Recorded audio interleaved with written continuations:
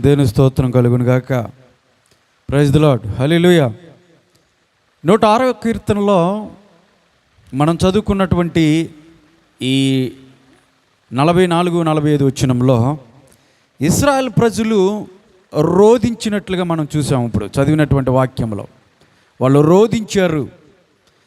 మానవ జీవితము ఎందుకు రోదంలోకి వెళ్ళిపోతుంది, లేదంటే హేయమైనటువంటి వారుగా వాళ్ళు అక్కడ ఉన్నారని మనం చదువుకున్నాం. హేయమైనటువంటి పరిస్థితికి వెళ్ళిపోయారు. దేవునికి ఎవరైతే అవిధేయతగా ఉంటారో, మూర్ఖపు బుద్ధితో, మూర్ఖపు జ్ఞానము కలిగి, అనాలోచనతో, అవిధేయతతో, బుద్ధిహీనతతో ప్రవర్తిస్తూ వారి యొక్క చిత్తాన్ని నెరవేర్చుకునేటువంటి వారుగా ఉన్నటువంటి వారి జీవితాల్లో ప్రారంభంలో బాగానే ఉంటుంది. ప్రారంభంలో ఏ పాపం చేసినప్పటికీ, ఏ పని దేవునికి విరోధంగా చేస్తున్నప్పుడు కూడా మనకు కొంచెం ఆనందంగానే ఉంటుంది, థ్రిల్గా ఉంటుంది. కానీ రాను రాను చివరికి వెళ్ళేప్పటికీ ఆ కన్క్లూడింగ్లో మనకేమొస్తుంది తెలుసా? రోదన మాత్రమే వస్తుంది. ప్రారంభంలో బాగానే ఉన్నటువంటి ఇశ్రాయేల్ ప్రజలు దేవుని యొక్క పిలుపును మరి అనుమతించుకొని దేవుడు చెప్పినటువంటి మాటకు విధేయత చూపించి మోషే ఐగుప్తుల్లో బానిసత్వంలో మగ్గుతున్నటువంటి ఇశ్రాయేల్ ప్రజల్ని విడిపించాడు. అక్కడ పడుతున్నటువంటి ఆ వేదనంతా దేవుడు చూసి విడిపించి వారిని పాలు తేనెలు ప్రవహించేటువంటి ఆ వాగ్దాన దేశంలోకి, కనాను దేశంలోకి దేవుడు నడిపిస్తూ ఉన్నాడు. ఆ దేశంలోనికి ఆ నడిపిస్తూ ఉన్నప్పుడు ప్రారంభంలోనే బాగానే ఉన్నారు. కానీ వారు ఒకానొక సమయానికి వచ్చేప్పటికే, ఒకానొక పరిస్థితికి వచ్చేప్పటికే వాళ్ళ జీవితాలు ఏ విధంగా ఉన్నాయి తెలుసా? రోదనకి గురైపోయాయి. రోదిస్తూ ఉన్నారు. దానివలన దేవునికి కూడా హేయులైపోయారు. రోదిస్తూ ఉన్నారు, విలపిస్తూ ఉన్నారు. మనం ప్రారంభంలో చేసేటువంటి ప్రతి ఒక్క పాప పని ఏదైనా సరే, అది ఒక వ్యభిచారమే కానివ్వండి, ఒక దొంగతనమే కానివ్వండి, ఒక అబద్ధపు మోసకరమైనటువంటి మాటలే కానివ్వండి, ఏ చెడ్డ విషయం ఏది చూసుకున్నప్పటికీ కూడా ప్రారంభంలో బాగుంటుంది కదా. మనిషికి ఉపయోగకరంగా ఉండేది ఏదైనా సరే అది అంతగా నచ్చదు. మనిషిని నాశనం చేసేది అది తిండి విషయంలో దగ్గర నుంచి చూడండి, బాగా మంచి గుమాయించి వాసన వస్తూ ఉంటాయి, రోడ్డు మీద వెళుతూ ఉంటుంటాయి కదా. అబ్బో ఇక ఇది తినకుంటే మనం ఉండలేమో, ఖచ్చితంగా తినాల్సిందే అనిపించింది. అంత మంచి వాసన వస్తుంది. ఎందుకంటే పాడు చేసేది అలాగే ఉంటుంది, అద్భుతమైనగా ఉంటుంది, వాసన బాగా వస్తుంది. అది తిన్న తర్వాత ఉంటుంది మన పాట్లు కదా. అదే వాడు ఏం వాడుతున్నాడో, ఏం మసాలాలు వాడుతున్నాడో, ఏం దినుసులు వాడుతున్నాడో మనకు తెలియదు. కాబట్టి అలాంటి వాటిని ఫాస్ట్ ఫుడ్, జంక్ ఫుడ్ ఏవైతే ఉన్నాయో అవి తినటం వల్ల మనిషి అనేకమైనటువంటి అనారోగ్యాలకి గురవుతున్నారని డాక్టర్లు చెప్తా ఉన్నారు ఈ రోజున.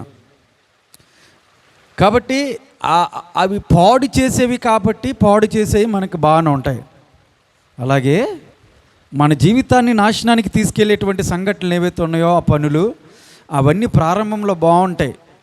ఎంత బాగుందండి, ఎంత ఎంటర్టైన్మెంట్, లేదంటే ఎంత ఆహ్లాదకరంగా ఉందో, ఎంత కమ్మగా ఉందో, ఎంత సుఖంగా ఉందో అని మనం అనుభవిస్తున్నటువంటి ఆ పాపము నిమిత్తమై పాపాన్ని జుర్రుకుంటున్నటువంటి వ్యక్తుల జీవితాల్లో ప్రారంభ దశలో బాగానే ఉంటుంది. కానీ రాను రాను చివరికి వచ్చేప్పటికీ, ఒక సమయానికి వచ్చేప్పటికీ మన జీవితాల్లో రోదన, వేదన మాత్రమే మిగులుస్తుంది. ఇది జాగ్రత్తగా గమనించాలి. ఇశ్రాయేల్ ప్రజలు కూడా రోదిస్తూ ఉన్నారు, రోదన వినపడుతూ ఉంది. అయితే జాగ్రత్తగా గమనించినట్లయితే రోదించటానికి గల కారణాలు ఏంటి? ఐగుప్తుల నుండి విడిపించబడ్డారు, ప్రయాణం కొనసాగుతూ ఉంది.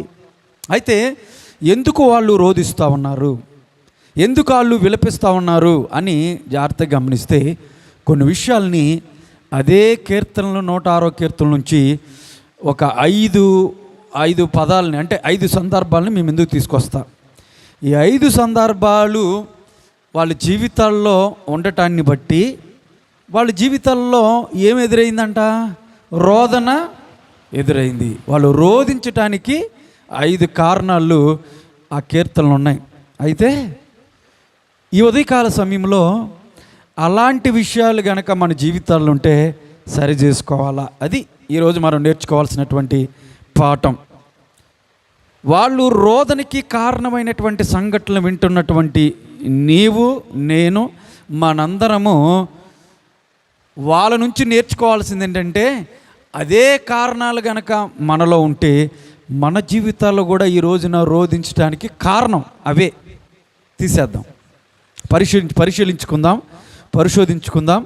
అవి గనక మన జీవితంలో ఉంటే ఇప్పుడు నువ్వు గమనించాల్సింది ఏంటంటే, ఓహో ఎన్నాళ్ళు నా జీవితంలో రోదన రావడానికి, నేను రోధించడానికి లేదంటే వేదన పడటానికి కారణం ఈ సంఘటనలు అన్నమాట. అందుకనే నా జీవితంలో రోదన ఉంది అన్న విషయాలను నువ్వు జాగ్రత్తగా గుర్తెరగాలి. ఓకేనా? దీన్ని నేర్చుకుందాం. ఇప్పుడు చూడండి, ఇశ్రాయేలు ప్రజలు రోధిస్తానికి మొట్టమొదటి కారణం ఏంటంటే 14వ వచనము మనం చదువుకుందాం. 106 కీర్తన 14వ వచనములో వాళ్ళు ఆశపడినటువంటి అత్యాశకు గురయ్యారు. వాళ్ళ అత్యాశకి గురైన కారణాన్ని బట్టి వాళ్ళ జీవితాల్లో రోదన వచ్చిందని ఉంది. లేదంటే యెహోవాకి వాళ్ళు హేయమైపోయారు, అంటే దూరం అయిపోయారు. అంటే దేవుడు వాళ్ళ పట్ల ఒకలాంటి ఆ హేయానికి వాళ్ళని అసహించుకున్నట్లుగా మనం చూస్తూ ఉన్నాము. ఇశ్రాయేలు ప్రజలకి అన్నీ చేశాడు దేవుడు, కావాల్సినవన్నీ కూడా సమకూర్చాడు. అయినప్పటికీ కూడా వాళ్ళు తీసుకున్నటువంటి కొన్ని నిర్ణయాల వల్ల దేవుడికంట హేయులైపోయారు. హేయమంటే తిరస్కరించినటువంటి భావంలోకి వెళ్ళిపోయారు, అసహించుకున్నాడు దేవుడు. సో దేవునికి హేయముగా ఎందుకు అయ్యారంటే మొట్టమొదటి కారణం ఏంటంటే వాళ్ళ జీవితాల్లో అత్యాశ ఉంది. అత్యాశ కారణముగా వాళ్ళు దేవునికి హేయులైపోయారు. చూద్దామా ఆ మాటనే? 14వ వచనం, 106వ కీర్తన 14వ వచనం. అరణ్యంలో వారు బహుగా ఆశించిరి, ఎడారిలో దేవుని శోధించిరి. ఎడారిలో దేవుని ఏం చేశారంట? శోధించిరి. చాలమ్మా. మొట్టమొదటిది వాళ్ళకున్నటువంటి కారణం ఏంటంటే దేవునికి హేయులు అవ్వటానికి వాళ్ళు దేవుణ్ణి శోధించారు. దేని కారణం బట్టి మళ్ళీ ఒకసారి చదివి చూడండి. 14 వచ్చిన మళ్ళీ చదువు, జాగ్రత్త నా చెప్పాలి మీరు. అరణ్యములో వారు ఏం చేశారంట? చెప్పండి అమ్మా. ఆశించిరి. మాట చెప్పాలి, కాము కూర్చోకూడదు. ఆశించారు. ఆశించేదాన్ని బట్టి దేవునికి హేయులైపోయారు. అంటే నేను స్లోగా మాట్లాడుతుంటే మీకు నీరసాలు వచ్చేస్తున్నాయి అనుకుంటా. నా వాయిస్ బాగోక స్లోగా మాట్లాడదాం చూస్తున్నా, అయితే స్లోగా మాట్లాడకూడదని నాకు అర్థమైపోయింది. అరణ్యంలో ఆశించారంట. ఆశతో అత్యాశతో ఉన్నటువంటి వారు ఎవరైతే ఉన్నారో దేవునికి వారు ఏమవుతారు? హేయులవుతారు. చెప్పాలా? ఏమవుతారు? హేయులవుతారు. అంత మాత్రమే కాదు, దేవుణ్ణి వారు శోధించారంట. దేవుణ్ణి ఎవరు కూడా శోధించకూడదండి. మన అవసరతలను తీర్చే దేవుడు కాదు. మన అవసరతలను అంటే మనకున్నటువంటి కోరికలు తీర్చే దేవుడు కాదు. మనకి చాలా కోరికలు ఉంటాయి, మనకి చాలా ఆశలు ఉంటాయి, వాటినన్నీ తీర్చే దేవుడు కాదు. మనము ఏ అవసరతలు అయితే నిజంగా ఉన్నామో ఆ అవసరతలను తీర్చే దేవుడు మన దేవుడు. నమ్మిన వారు దేవుని స్తోత్రం చెప్పండి. హల్లెలూయా. శోధించకూడదు దేవుణ్ణి, ఎప్పుడు కూడా సనుగుకోకూడదు. అయ్యో ఎప్పటి నుంచి ప్రార్థన చేస్తున్నా, ఎప్పటి నుంచి నేను ఈ కార్యం కోసం చూస్తున్నాను, ఇంకా ఎవడేంటి దేవుడు, ఇంకా నేను ఆశించిన నా దొరకదేంటి అని దేవుణ్ణి శోధించకూడదు. అయ్యా ప్రభా, నీ చిత్తం అయితే నాకు అది అనుగ్రహించు ప్రభువా, నీ చిత్తం అయితే దాన్ని దయచేయి ప్రభువా అని మాత్రమే నువ్వు ప్రార్థన చేయాలి. కానీ దేవుని శోధించే వాడిగా నేను ఉండకూడదు. అసలు దేవుని శోధించడానికి మనం ఎవరు? దేవుని శోధిస్తున్నావా? శోధించకూడదు. ఇక్కడ ఇశ్రాయేలు ప్రజలు దేవుణ్ణి శోధించేవారుగా ఉన్నారంట. ఏందిగా తెలుసా? వాళ్ళకున్నటువంటి అత్యాశను బట్టి ఆశపడ్డారు. ఏంటి ఆశ?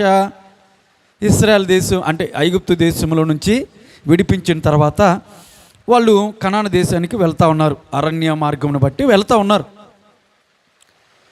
దేవుడు ఆ మార్గ మధ్యలో వాళ్ళకి కావాల్సినటువంటి అవసరతలన్నీ తీర్చుకుంటూ వస్తూ ఉన్నాడు. వాళ్ళకి చెప్పులు కూడా అరగలేదంట, వాళ్ళు వేసుకున్నటువంటి దుస్తులు కూడా మాసిపోలేదంట. తెలుసా మీకు? ఏ దుస్తులతో అయితే బయలుదేరారో, ఏ చెప్పులతో అయితే వచ్చారో, ఆ ఏ చెప్పులు ఏ బట్టలు దేవుడు అంత అద్భుతమైన కార్యంలో వాళ్ళ జీవితాల్లో చేస్తూ ఉన్నాడు. అద్భుత కార్యములన్నీ చూస్తూ ఉన్నాడు. ప్రయాణం ప్రారంభంలోనే ఎర్ర సముద్రం ఎదురైంది, ఎర్ర సముద్రాన్ని దాటించాడు. అట్లా అనేకమైనటువంటి గొప్ప కార్యాలు చేస్తా వాళ్ళకి కావలసినన్ని కూడా సమకూర్చుకుంటా వస్తున్నాడు దేవుడు. మన్నాను కురిపించాడు.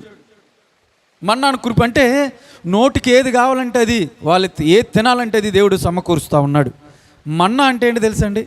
ఆకాశము నుంచి మన్నాను కురిపించాడు దేవుడు. ఆకాశము నుంచి దేవదూతలు తినేటువంటి ఆహారము మన్నాను దేవుడు భూమి మీద కురిపించాడు ఇశ్రాయేలు ప్రజలకి.